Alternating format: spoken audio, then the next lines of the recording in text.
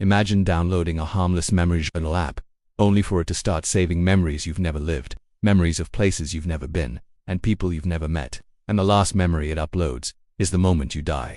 Like the video, comment your theory, subscribe, and check the link in the comments for more mysteries. In our hyper-connected world, our digital lives are a reflection of our real ones. Our photos, our messages, our calendars. They tell the story of who we are. But what if that story was rewritten by an unseen hand? What if an app didn't just store your memories but created them? This is the story of Daniel, a software developer living a perfectly ordinary life in a bustling city. His routine was predictable, his days were structured, and his past was, well, his own, or so he thought. One evening while scrolling through the App Store, a sleek icon caught his eye. It was an app called Memory Track AI. The description promised to revolutionize personal journaling by using artificial intelligence to automatically curate and organize your life's most precious moments. It could pull photos, calendar events, and even location data to build a rich, interactive timeline of your existence.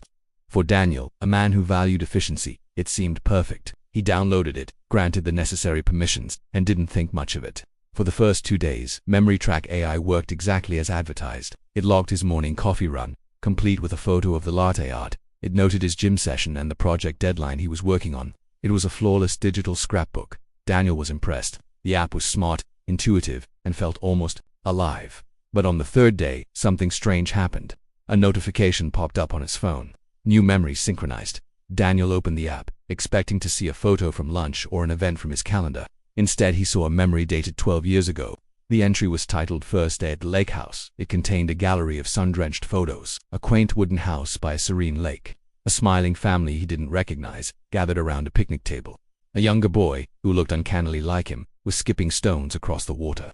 The details were staggering. The app even included weather data from that day and a short, written entry, "Best summer ever. I wish we could stay here forever." Daniel stared at the screen, his heart pounding. He had never been to a lake house. His family had never taken such a vacation. He didn't know these people. And yet, as he looked at the photos, a wave of phantom nostalgia washed over him.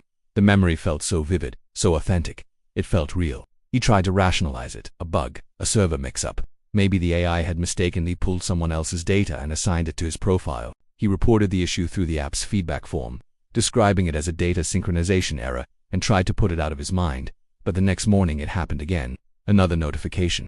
New memory synchronized. This time the memory was from his teenage years. It was a video. The timestamp indicated it was from a high school graduation party.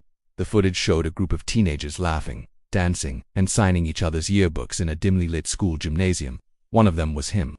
Or a version of him. He was wearing a graduation cap and gown from a school he had never attended, in a city he had never lived in. He was laughing with friends he had never met.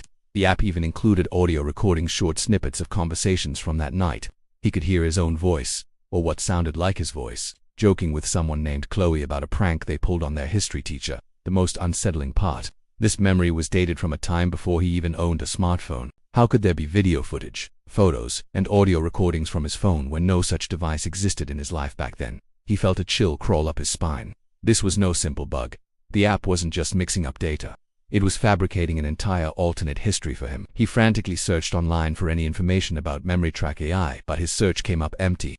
There were no company records, no developer profiles, no user reviews outside of the App Store. It was as if the app had appeared from thin air. The phenomenon escalated. Every single day, like clockwork, the app would upload a new chapter of this other life. It filled his digital timeline with memories that were not his own. A memory of his first day at a marketing firm he'd never worked for. Photos from birthday parties he'd never celebrated, surrounded by smiling strangers who treated him like family. Then came the most intimate and disturbing memories yet, a complete story of a relationship with a woman he had never met. Her name was Evelyn. The app chronicled their entire life together. Their first date at a small Italian restaurant, their first trip together to the coast. Photos of them smiling, holding hands, looking deeply in love. In one photo, he was on one knee, proposing. In another, they were signing a marriage license. He saw a life he could have lived, a happiness he had never known, all playing out on his screen. But as he looked closer at the images, he noticed something deeply unsettling. The man in the photos, the alternate Daniel, had his face, but his eyes were different. The smile never quite reached them. It was a hollow, vacant expression, as if he were a puppet being moved by unseen strings. It was him, but it wasn't him. One evening, as a new memory of his wedding anniversary uploaded, a single stark text message appeared within the app. It wasn't a memory. It was a directive. It read, "We are synchronizing lines, do not interfere." The message glitched on the screen, the text vibrating as if struggling to hold its form, before disappearing. Daniel felt a surge of pure terror. This wasn't just an app, it was something else. Something that was actively rewriting his reality, and it had just warned him to stay out of its way. Daniel's panic turned into resolve. He had to get this thing off his phone. He dragged the memory track AI icon to the trash and confirmed the deletion. For a moment he felt a wave of relief. It was over. But a few seconds later, the icon reappeared on his home screen. He tried again and again. The app was undeletable. In a desperate move, he performed a full factory reset on his phone, wiping everything. He watched as the progress bar completed, his phone rebooting to its original, pristine state. He let out a breath he didn't realize he'd been holding. But as the phone finished its initial setup, a notification chimed. Memory Track AI has been successfully installed. It was back. The app was a parasite and his phone was the host.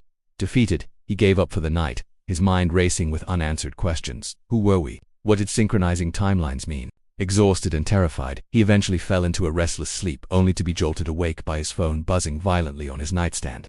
The clock read 3:11 a.m. A new memory had been uploaded. This one had a chillingly simple label. Tomorrow. He opened it, his hand trembling. It was a short, grainy video. It showed him Daniel walking down a familiar street near his apartment, alone at night. The camera seemed to be following him from a distance. As he walked under a flickering streetlight, a tall, slender shadow detached itself from the darkness behind him. The shadow grew longer, stretching toward his on-screen self. A hand, skeletal and pale, slowly reached out toward his shoulder. Just as it was about to make contact, the screen cut to black. Daniel didn't sleep for the rest of the night. The video was a premonition, a death sentence. He knew he couldn't leave his apartment. The memory was labeled tomorrow, which meant today. He locked his door, bolted it, and pushed a heavy bookcase in front of it. He drew all the blinds, plunging his apartment into near-total darkness. He would not go outside. He would not walk down that street. He would break the prophecy. He spent the entire day in a state of heightened paranoia, jumping at every creak and groan of the old building. He watched the clock, the seconds ticking by like a countdown timer. Night fell. He sat in his armchair, the one from the final memory, his phone clutched in his hand. He refused to let his guard down. Midnight passed. Then 1 a.m. Then 2 a.m. He was going to make it. He was going to survive. He watched the clock on his phone tick past 3:10 a.m. He held his breath, and then, exactly at 3:11 a.m., his phone buzzed. A new notification. One last memory had been uploaded. It was labeled Final. With a sense of dreadful finality, he opened it. The video was live, or it felt live. It was a view of his own apartment, his own living room. It was filmed from behind the armchair he was sitting in. He could see the back of his own head, the faint glow of the phone screen reflected in the dark window. He was sitting exactly where he was sitting, right now. Someone else was in the room with him. Someone else was holding the camera. As this realization hit him, the last frame of the video filled the screen. It wasn't an image, it was a simple text overlay, glowing in the darkness. Timeline complete. If this app appeared on your phone, would you open it? Comment your theory. Like the video, subscribe and check the link in the comments for more true mysteries.